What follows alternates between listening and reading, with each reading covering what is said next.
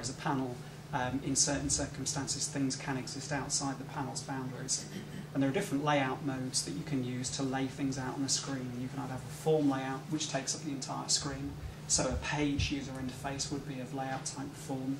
You can have an anchor, which just means anchoring to particular points on the page. Dock, which means things go to the top or the left or the right or the bottom. Flow, which means that they can flow horizontally or vertically. Grid means it's in a grid, so like the music library grid. And scale and rotate are literally, as I say, to allow you to do different scaling and rotation of different elements.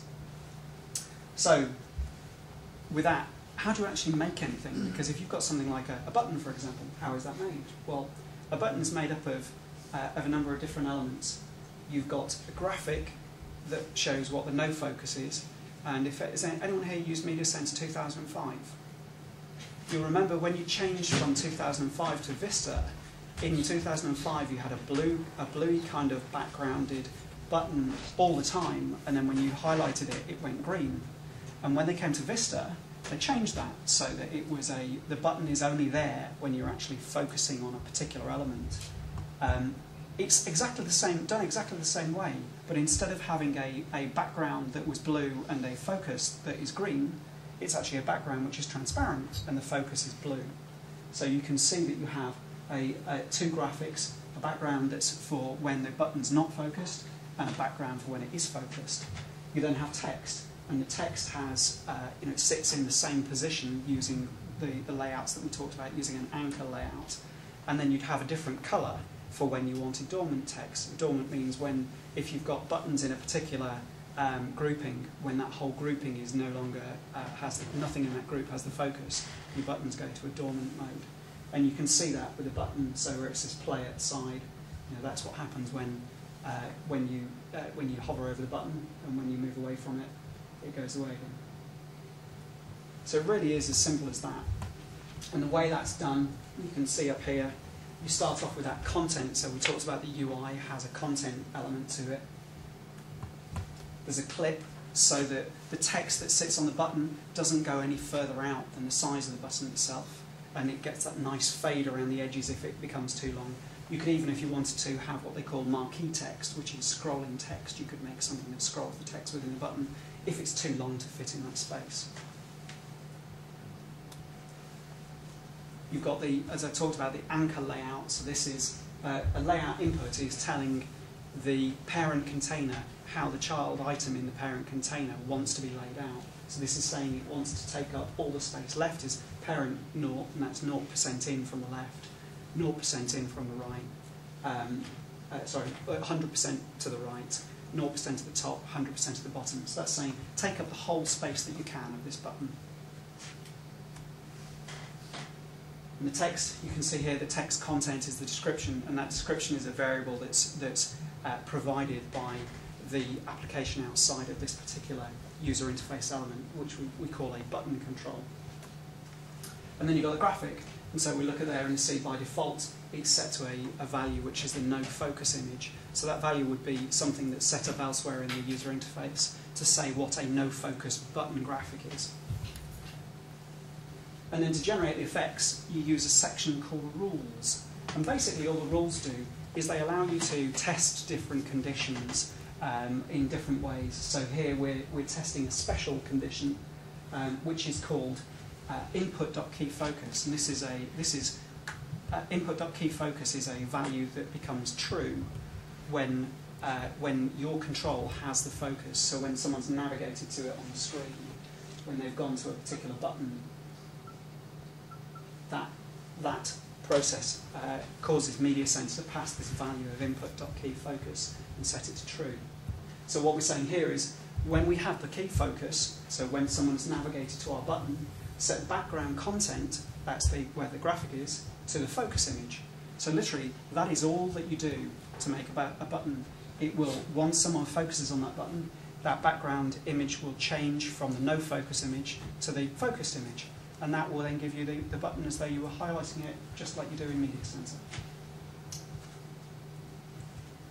And this section, you can see here, the condition source model.dormant source value equals true. This is a value that's on the model item, and we talked about the model items before. This is the code behind a set of property called dormant, and when that's true, then that means that we want to change the colour of the text to dormant blue. And dormant blue is just, again, another value that I've set that is set to a colour setting in red, green and blue terminology. And that literally is, the code we've just shown there will give you a rudimentary button for your media center application. So, model items, as I said, you attach the view items, the media center markup language we've just done, to a model, and that model has a thing called a model item. The reason for doing that means that then you can control your button in code as well as through markup language. And as I said before, you can't touch markup directly from your code, so we use this model item approach, which allows us to set properties in our model, and those will then cause things to happen in our user interface, and that's done using a thing called a fire property change method. The model items can be used to interact with the view items. There is a whole load of model items that pre-exist in Media Center that you can use, but you can also make your own by doing a thing which is called inheriting from an existing model item.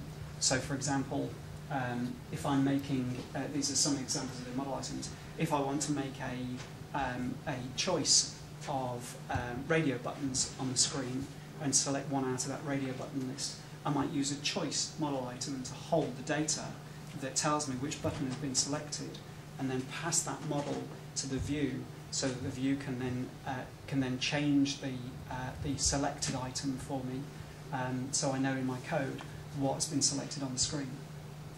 As I say, number here, array list data set is one that you'd use for making galleries. You put all of your objects into an array list data set and they appear on the screen. If you take one out of that, the screen automatically refreshes and shows that something's been taken out. If you add one in, it automatically updates and shows the new one that's been added in. Boolean choice, checkboxes on the screen have a true or false value, so that kind of thing you'd use Boolean choice for. Image down at the bottom is one that you would use for graphics. A graphic contains an image, so a graphic user interface item contains an image, and command is used for push buttons. There's also another thing called the Media Center API, which is access to non-visual elements of Media Center, such as being able to play videos. So in Tuna Free, when you click on the live streaming button for the BBC, what happens then is that passes that information back to the code that Martin's written for Tuna Free, and he then calls a part of the Media Center API that allows him to play that media on the screen. So he tells it where to play, and that then plays it onto the screen. You can launch applications, other applications, you can navigate to pages, over media, show dialogues, control DVD changes if you've got a 200 disc changer with your Media Center, and access information about the scheduled and recorded TV. Just to give you an idea of some examples of Media Center add-ins. This is an add-in called Grid Search, and Jonathan Bowes, whose company makes Grid Search, had hoped to come tonight, but I can't. Oh, there he is. Grid Search is an application. Well, Jonathan, why don't you explain what Grid Search is? We did it 5 minutes ago. Thank you. Yeah, it's just a way of navigating quickly through video using thumbnails. The first version, we just created. When you call it up, it pulls up the image that was on the screen. It puts that in the top left, and then subsequently, every 40 seconds, it pulls the images up. So you've got 5 minutes and 20 on the screen, and then you can either scroll using the down arrow. You can scroll down, or you can increase the gap size by pressing the right arrow. That doubles it. And then when you see something that you want, press the number on the remote, which corresponds to the frame, which shows the first piece of video you want to see, and it zooms in. Difficult to describe, but if you see me afterwards, I've got the latest version, which is it in Windows 7 now, John? it should. Working? Well, it's strictly alpha at the moment, yeah. But it should work for Windows 7 as well. Yeah. Another example, this is an application called Niveus Weather, provided by a company called Niveus Media in the US for people that have their media centres.